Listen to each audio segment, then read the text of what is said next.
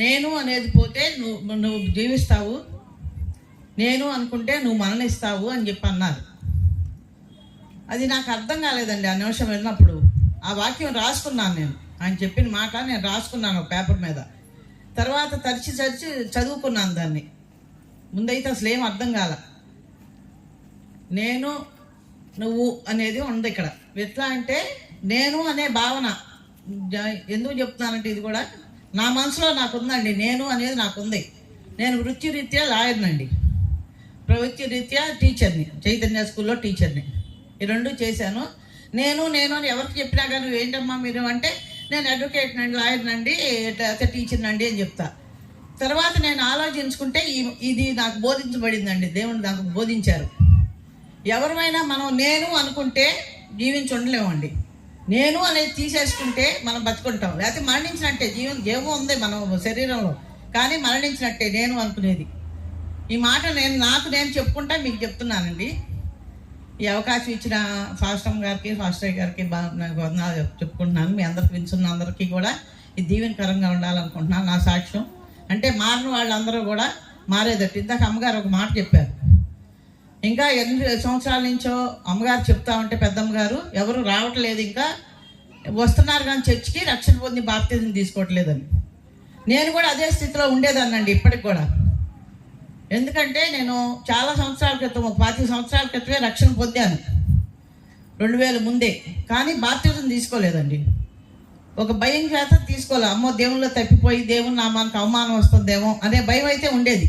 దేవునికి చెడు రాకూడదు అని వదిలేసుకున్న దాన్ని. తర్వాత అడ్వకేట్గా చేసేదాన్ని, అది కూడా మానేసుకున్న పరిస్థితుల్లో టీచర్గా చేరాను. ఎంతమంది నాకు రక్షణ పొందు బాప్తిజం తీసుకోండి. మా అత్తగారు మంచి విశ్వాసం అండి. ఆమె ఎన్నోసార్లు మమ్మల్ని హెచ్చరించేది ఇంటికి వచ్చినప్పుడల్లా. నేను వినేదాన్ని కాదు. నేను పొందను, చాలామంది తప్పిపోతున్నారు, నేను అలా అవమానం తీసుకురాను అని. సరే 2012వ సంవత్సరంలో చైతన్య స్కూల్లో టీచర్గా చేసేటప్పుడు ఎగ్జామ్స్ అయిపోయినాక పేపర్లు దిక్తా కూర్చున్నానండి. ఏదో ఒక స్వరం వినిపిస్తుంది, రక్షణ పొందు అని. నాకు సమయం లేదు అని చెప్పేసి ఎవరికో చెప్తున్నట్టు అనుకుంటున్నాను నాలో నేనే. స్కూల్లో టీచర్గా చేస్తే రక్షణ అంటే 1 గంటలో వచ్చేది కాదు, దాన్ని మనం పరిశీలించుకుని మనం అన్నీ విడివనాడి దేవుని దగ్గర ఒప్పుకుని అని చెప్పి. సెలవులు వస్తాయి కదా, దసరా సెలవులు. ఆ సెలవుల్లో కూర్చొని రక్షణ పొంది బాప్తిజం తీసుకోమని లోపల నుంచి స్వరం వినపడుతుంది.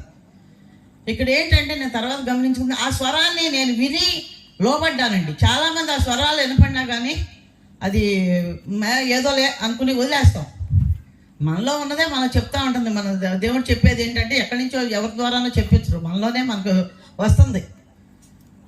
అలా అనుకుని సరే అని నేను ఒకదాన్నే కూర్చోలేనయ్యా, మరి నా కోసం ఎవరైనా ప్రార్థన చేయాలి అంటే చర్చిలో కూర్చుంటామండి. ఇంట్లో అయితే ప్రార్థన నడవదు. చర్చిలో కూర్చోవాలంటే నేను ఒక్కదాన్నే, మరి నాకెవరు తోడు లేరు, నా కోసం ఎవరు వచ్చి ఎంతసేపు చేస్తారు, ఒక 5 నిమిషాలు ప్రార్థన చేసి వెళ్ళిపోతారు అని నేను అనుకుంటున్నాను. సెలవులు ముందు అనుకోని రీతిగా దేవుడు ఏర్పాటేనండి ఏదైనా. నా కోసం 4 పిల్లల్ని ఏర్పరిచారు. వాళ్ళు కూడా రక్షణ కోసం 4 వచ్చి కూర్చున్నారు ఆ సెలవుల్లో. చిన్న పిల్లలే, నా బిడ్డల కన్నా చిన్నాళ్ళే. కానీ ఎంతో ఆశ్చర్యకరంగానండి ఆ బిడ్డలను తోడిచ్చి 5 కోసం వాళ్ళ తల్లిదండ్రులు, వాళ్ళకి కావాల్సిన వాళ్ళు, నాకు కావాల్సిన వాళ్ళు అందరూ వచ్చి ప్రార్థన చేసి రక్షణ అనేది అందరం కూడా గంటల తేడాలో అందరం రక్షణ పొందామండి 4 రోజుల్లో. దేవుని నామానికి స్తోత్రం అండి. దేవుడు చాలా గొప్పవారండి. నమ్మిన వాళ్ళని ఎప్పుడు కూడాను ఇది చేయరు. ఇప్పుడు వచ్చేటప్పుడు కూడా మేము విజయవాడ నుంచి వచ్చామండి. ఇటు పునాదిపాడ మీద నుంచి మానకొండ మీద నుంచి వచ్చాం. మానకొండ దాకా లైటింగ్ ఉందండి, అక్కడి దాకా రోడ్డు బాగుంది. అక్కడి నుంచి యువతలంతా భయంకరం అండి. అసలు మాకు రోడ్డు తెలవదు, ఎప్పుడు రాలా మేము ఇటు. నాకైతే చాలా భయం వేసింది. సింగిల్ రోడ్డు, పక్కనంతా గుంటలు, రోడ్డు కట్ అయిపోయింది. ఏం జరుగుతుందో 1-2 చోట్ల పడబోయాం, బండి ఎగుడు దిగుడుగా ఉండి. ఏదో జరుగుతుంది అన్న భావన నాకు అనిపిస్తుంది. మళ్ళీ నాకు నేనే తమాయించుకుని ఏమీ జరగదు, నేను దేవుని పని కోసం వెళ్తున్నా, దేవుడు నన్ను సిగ్గుపరచడు అని లోపల ప్రార్థన చేసుకుంటున్నా. మా వారికి కూడా తెలియదు, నోటితో అంటున్నాను కానీ జాగ్రత్త అని అదే ప్రార్థన చేసుకున్నాను. దేవా నీ పని మీద వెళ్తున్నాను, నేను సాక్ష్యం చెప్తాకే వచ్చానండి. అందుకని నాకేమీ జరగదు, క్షేమకరంగా సకాలంలో తీసుకెళ్ళమని చెప్పి నేను ప్రేయర్ చేసుకున్నాను. అలాగే సకాలంలో వచ్చామండి. దేవుని నామమునకు స్తోత్రం అండి. తర్వాత అసలు సాక్ష్యం ఏంటంటే చాలా ఉందండి, క్లుప్తంగా చెప్తాను, క్షమించండి మీకు విసుగలిగితే. నాకు 2 కుమారులండి. పెద్ద బాబు డౌన్ సిండ్రోమ్ అని మెంటల్ రిటార్డేషన్, అంటే మానసిక వికలాంగుడు, అలా పుట్టాడండి బాబు. నేను పెళ్ళైనప్పటి నుంచి గృహంలో చాలా వేదన పడ్డానండి. గృహస్థుల ద్వారా కానీ, రక్త సంబంధికుల ద్వారా కానీ, ఏదైనా కానీ. అంటే శారీరక బాధలు కాదు, మానసికంగా చాలా బాధలు పడ్డా. ఆ బాబుని ప్రెగ్నెంట్తో ఉండగా కూడా చాలా వేదన చెందేదాన్ని. నెల తప్పి నుంచి కానీ రోజు వరకు కన్నీళ్ళు లేకుండా ఏ రోజు అన్నం తినలా. మరి దానివల్ల పుట్టాడో మరి మా ఇద్దరిది ఏమీ రక్త సంబంధం కాదండి, మానసిక వికలాంగుడు, అంటే మెంటల్ రిటార్డేషన్ అంటారు, తెలిసే ఉంటుంది మీకు. చాలా వేదన అనిపించింది, ఏంటి ఇలా పుట్టాడు అని చెప్పేసి. తర్వాత హాస్పిటల్కి హైదరాబాద్ తీసుకెళ్ళి వారం నెల తీసుకెళ్ళి చేస్తా అంటే వాళ్ళు చెప్పింది ఏంటంటే, అక్కడ ఈ పిల్లాడికి మీరు జీవితకాలం ఎన్నాళ్ళు బతుకుంటాడో అన్నాళ్ళు మీరు సేవ చేయాల్సిందే, 1, 2 అన్నీ కూడా సేవ చేయాల్సిందే. అంటే చాలా వేదన చెందా. అసలు దేవుడు తీసేసుకుంటే బాగుండి ఈ బిడ్డను అనే కూడా అనుకున్నా. మా అమ్మగారు కూడా ఒక స్టేజ్లో నేను పడే బాధ చూసి, వదిలేసేయిపోయి ఎక్కడైనా తీసుకెళ్ళి పిల్లాడిని వదిలేసేసి వచ్చేయి అన్నారు. వదలను అని చెప్పాను. ఇది కూడా ఎందుకన్నానంటే, దేవుడిని అయితే నాకు చాలా విశ్వాసం ఉంది, భయం ఉంది దేవుడు అంటే, కానీ రక్షణ పొందలా. ఒక దైవ సేవకుడు, మేము రేపల్లో ఉండేవాళ్ళం అప్పుడు, ఓ దైవ సేవకుడు మా ఇంటికి వచ్చి మీటింగ్స్ అప్పుడు, అమ్మ నేను దేవుడు ఆ బిడ్డను ఎందుకు ఇచ్చాడో ఎంచుకుని ఇచ్చారమ్మా, నిన్ను అందరికీ ఎందుకు ఇవ్వట్లేదు, నిన్ను కోరి ఎంచుకుని ఇచ్చారు, నువ్వు పెంచగలవు, నీ దగ్గర ఓర్పు ఆ శక్తి ఉందనేది అలా ఇచ్చారు అని చెప్పారు. ఇంకా అప్పటి నుంచి బాధ పోయిందండి, ఆటోమేటిక్గా ఎవరో తుడిచేసినట్టే, నాకు చాలా గొప్ప కార్యం చేసినట్టు అనిపించింది. ఇక అప్పటి నుంచి బిడ్డను చాలా ప్రేమించటం, నేను సేవ చేసుకోవటం ఇది చేసుకుంటే, ఆ డాక్టర్ చెప్పినట్టు ఆ పిల్లవాడికి నేను అన్నీ చెయ్యాలి అనే పిల్లవాడిని నేను చేసిన శారీరక శ్రమ వల్ల కానీ, ప్రార్థన వల్ల కానీ, గొప్ప ప్రార్థన కాదండి, పెద్దవాళ్ళ ప్రార్థన అది. అప్పుడు ఆ బాబు ఇప్పుడు చాలా పెద్దవాడు అయ్యాడు. నాకు ఆడపిల్లలు లేరు, వాళ్ళ ఆడపిల్లలు లేని రోడ్డు తిరుస్తున్నాడండి. ప్రతి పని చేస్తాడు, నాకు చాలా హెల్ప్ఫుల్గా ఉంటాడు. వాడికి ఏమీ లేదు, కాకపోతే లోకరీతిగా వాడు బతికేదైతే లేదు కానీ, అంటే అంత తెలివితేటలు లేదు కానీ చాలా తెలివిగలాడు. మామూలుగా అయితే మనకు రాని ఆలోచన కూడా ఆ బాబుకి వస్తాయండి. దేవుని నామమున స్తోత్రం అండి. అంత గొప్పగా నాకు ఆ బాబుని పెంచారు. అయ్యగారు వాళ్ళు చూశారు. చాలా ప్రేమ ఉంది, గుర్తులు కూడా ఉంటాయి. ఎవరు నన్ను ఇప్పుడు చూసినా కూడా మళ్ళీ వచ్చినప్పుడు కూడా మాట్లాడిస్తాడు. తర్వాత ఇంకో బాబును మేము వద్దనుకున్నాము. ఇంకా పిల్లలు వద్దనుకుంటే డాక్టర్లు చెప్పారు, కాదు ఆ బాబుకు సపోర్ట్ కావాలి అంటే ఇంకొకరికి అన్నామండి. సరే బాబు బాగానే ఉన్నాడు, అయిపోయింది. తర్వాత ఈ రక్షణ అయిపోయినాక నాకు 2019వ సంవత్సరంలో నాకు 1 సంవత్సరం 2 సంవత్సరాలు బాగా తలనొప్పి వస్తూ ఉండేదండి. ఎప్పుడు స్కూల్లో చేసేటప్పుడు ఆ పిల్లలతో అరిచో ఏమో మరి అరుస్తా అంటే, నేను తలనొప్పి వస్తా అంటే ఎంతసేపు అమృతాంజనం చేసే పెట్టుకోవటం, ట్యాబ్లెట్లు పెట్టుకోవటం అలా వేసుకుంటే ఉండేదాన్ని. ఒకరోజు ఆదివారం నేను ఆరాధనకి వెళ్ళి వచ్చినాక కళ్ళు తిరిగి పడిపోయి వాంతులు అయిపోయినాయండి. సాయంత్రం పూట, ఆదివారం పూటే. ఎందుకైనాయో నాకు అర్థం కాల. ఒకవేళ ఏసీ తిన్నగా కూర్చున్నాను, అంతకనే తల తిరుగుతుందేమోలే అనుకున్నాను. అయితే హాస్పిటల్కి వెళ్ళి స్కానింగ్లు, ఎంఆర్ఐలు తీపిస్తే బ్రెయిన్ లోపల ట్యూమర్ పెరిగింది, అంటే గడ్డ పెరిగింది, అంతటి గడ్డ. మరి ఎలా పెరిగిందో ఏంటో తెలియదు. అది ఇమీడియట్గా సర్జరీ చేయాలని చెప్పి 26వ తారీఖు అనుకున్నారు. 23 రోజులు 2-3 ఒపీనియన్స్కి వెళ్ళాము. మొదటి వారంలో సర్జరీ జరిగిపోయిందండి ఎన్ఆర్ఐ హాస్పిటల్లో. కానీ వాళ్ళు చెప్పింది ఏంటంటే 90% ఫెయిల్ అవుతుంది చాలామందికి, అంటే ప్రాణం పోదు. అన్ని నరాలు తలలో ఇంచే కిందకు వస్తాయి కాబట్టి ఏదైనా జరగచ్చు. కళ్ళు బావచ్చు, నోరు బావచ్చు, కాళ్ళు చచ్చిపడిపోవచ్చు. ఏది జరిగినా కూడా ఇది లేదు, ఆశ్చర్యం లేదు, జరుగుతుంది. దాన్ని ప్రిపేర్ అయితే మీరు చేయించుకోండి అన్నారు. ఇక నేను దేవునికే అప్పచెప్పేశానండి. ఏది చేసినా నువ్వే దేవా, వాళ్ళని మరుగుపరచు, నువ్వే చెయ్యాలి. నాకు పాపం వలన వచ్చే జీతం మరణం అన్నావు, ఒకవేళ నేను పాపం చేసుకుంటే నువ్వు తీసుకుని ఆయన అని చెప్పి దేవునికి అప్పచెప్పేసుకుని నా శరీరాన్ని, నా ప్రాణాన్ని అంతాను. ఇక లోపలికి తీసుకెళ్లేటప్పుడు కూడా చాలా లేట్గా వచ్చారు డాక్టర్స్ ఎన్ఆర్ఐ హాస్పిటల్లో. ప్రేయర్ చేసుకుంటా పడుకున్నా. మా వాళ్ళంతా వచ్చి చూసి, ఏంటి అంత ధైర్యంగా ఉన్నామంటే నవ్వుతానే మాట్లాడతాం. వాళ్ళంతా ఏడుస్తున్నారు, ఫ్రెండ్స్ కానీ వీళ్ళు కానీ. ఏడవద్దు, నేను బాగానే వస్తానని చెప్పాను. లోనికి వెళ్ళానండి, ఎనస్థీషియా ఇచ్చారు. ఈ ముఖ్యమైన మాట ఇదే, దీనికోసం ఈ సాక్ష్యం అంతా చెప్తున్నానండి. ఎనస్థీషియా ఇచ్చినాక ఎక్కిందా లేదా అని డాక్టర్స్ అడుగుతారు. అంటే ఏంటమ్మా నీ పేరు, ఎక్కడుంటారు మీరు, అంటే ఎక్కిందా నాకు తెలుస్తుందా లేదా అని పేషెంట్లను అడుగుతారు. నాకు తెలియదు, అడిగారు. నాకైతే వాళ్ళు అడిగేది తెలుస్తుంది కానీ నాకేమి శరీరం ముద్దుబారిపోయింది. కానీ వాళ్ళు మాట్లాడుతున్నారని కళ్ళు తెరవాలని రెప్పలు ఆర్పుతున్నా.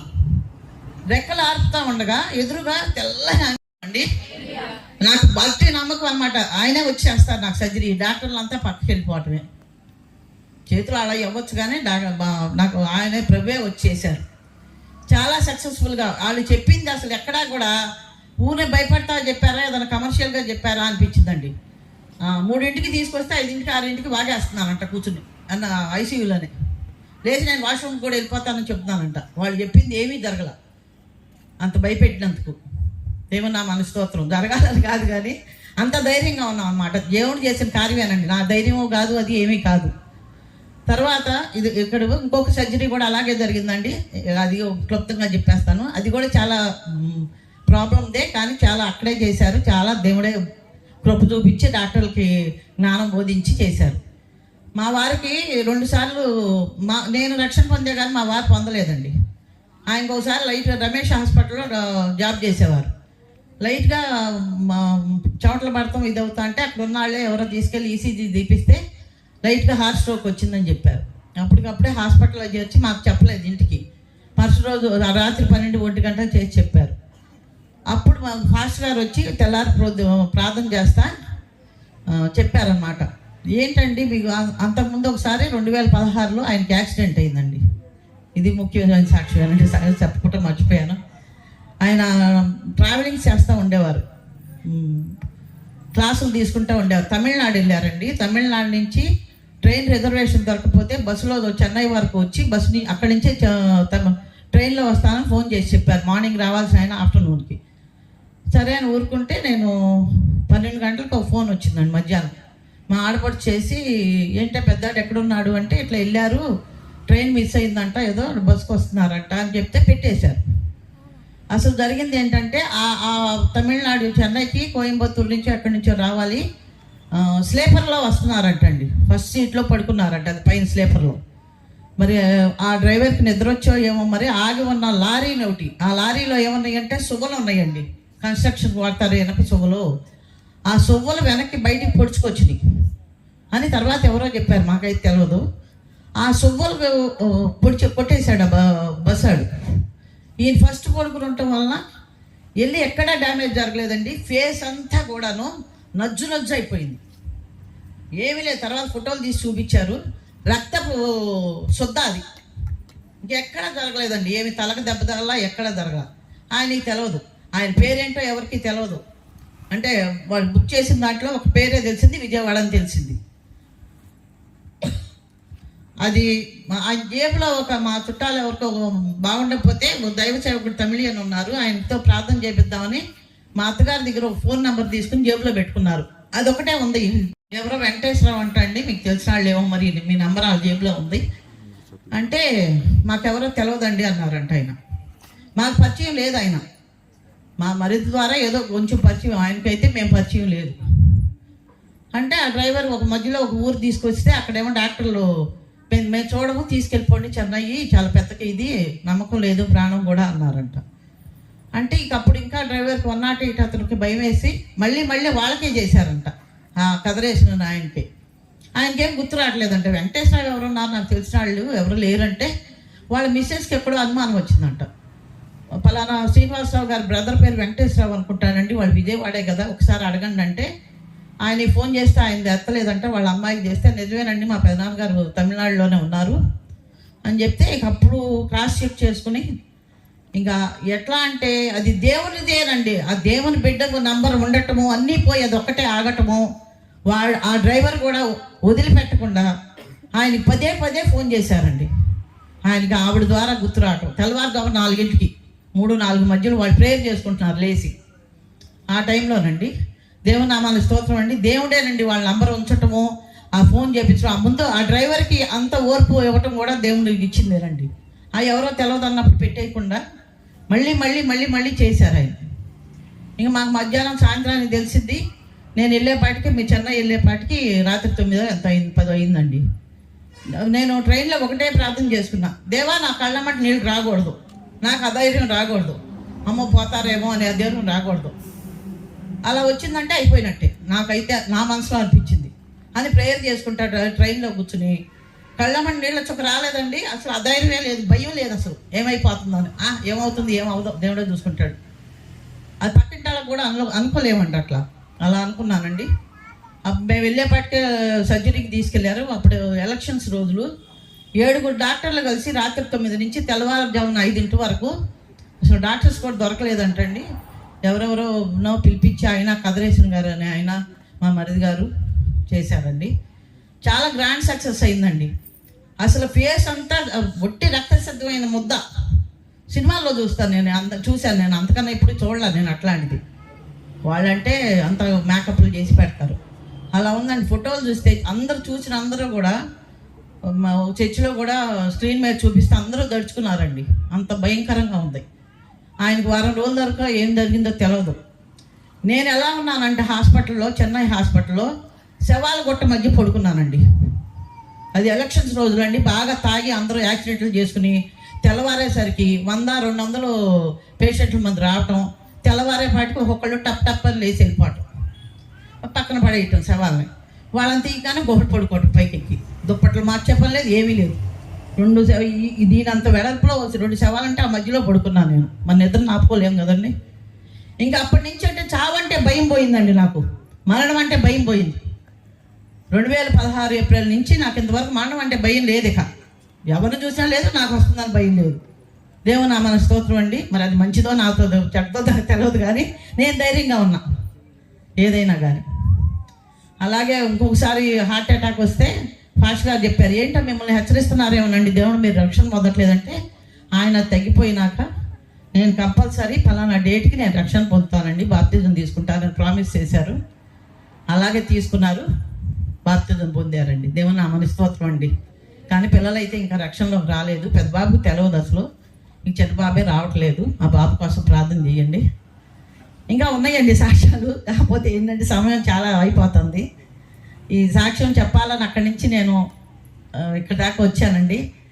కానీ ఆ రోజు మాత్రం దేవుని మాట నేను నా రక్షణకు నేను ఉండకపోతే, లోబడకపోతే ఈ రోజు కూడా నేను లేనండి. ఆ ఓళ్ళకు నేను ఎక్కే ఉండేదాన్ని కాదు. ఇప్పుడు ఎక్కానని నమ్ముకుంటున్నాను నేను. దేవుని నామమున స్తోత్రం అండి. ఇప్పుడు నేను ఓళ్ళ ఉన్నాను అనుకుంటున్నా, అప్పుడైతే ఓళ్ళ ఉండేదాన్ని కాదు. అందుకని ప్రతి ఒక్కళ్ళు ఎవరు రక్షణ పొందలేదో, బాప్తిజం తీసుకోలేదో వాళ్ళందరూ ఇప్పటికైనా అమ్మగారి మాట, పెద్దమ్మగారి మాట వినండి, రక్షణ కూర్చోండి. ఇక మనం ఎంతో జయించినట్టు అండి. అది ఉంటే చాలా కాన్ఫిడెన్స్ వస్తుంది శరీరంలో కానీ మనసులో కానీ. రాయల్ వీలాగా అనుకుంటాం మనం. ఎందుకంటే లేని వాళ్ళు దేవుని బిడ్డలు కాని వాళ్ళు మనం దేవుని బిడ్డలు అంటే గొప్ప కదా. ఒక ఎమ్మెల్యే కొడుకో లేకపోతే ఒక ఇంకెవరి కొడుకో, ఒక డబ్బులో 4 కొడుకు అంటే ఎంత గర్వంగా ఉంటారు. మనం ఇంకా గర్వంగా ఉండాలండి దేవుని బిడ్డలం. దేవుని నామమున స్తోత్రం అండి. నన్ను క్షమించండి ఏమన్నా తప్పులుంటే, అయ్యగారు అమ్మగారు కూడా. తర్వాత ఏంటంటే ఆ మొదటి మాట నేను ఒకటి చెప్పాను కదా, నేను అనేది పోతే జీవించుకుంటాం. నేను తీసుకోవాలని ఒక 10 రోజులు అయిందండి. అంతేనా అయ్యగారు? ఒక 10 రోజులు అయిందా మనం విని? 24th కదా అయ్యగారు చెప్పారు ఆ మాటనండి.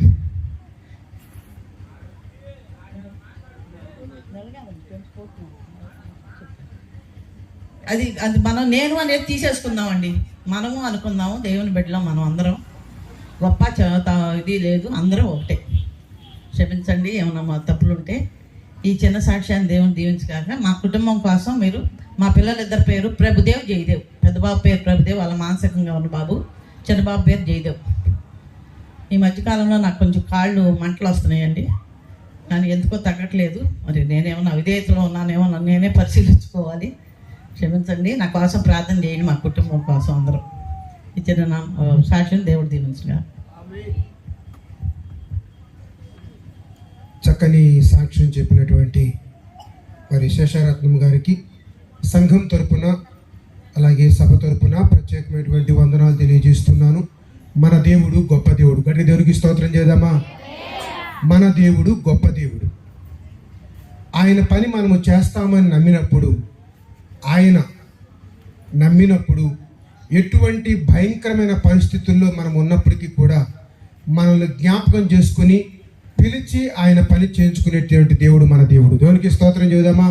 ఒకవేళ మనుషులకు అసాధ్యం కావచ్చు, మరి అలాగే డాక్టర్లకు అసాధ్యం కావచ్చును, కానీ ఆయనకి అసాధ్యమైనది ఏది కూడా లేదు. మంచి సాక్ష్యం చెప్పినటువంటి, చక్కని సాక్ష్యం చెప్పినటువంటి మరి దేవుని యొక్క మరి సహోదరి శేషారత్నం గారికి ప్రత్యేకమైన వందనాలు తెలియజేస్తున్నాను. సమయమును పోనివ్వకుండా ఈ సమయం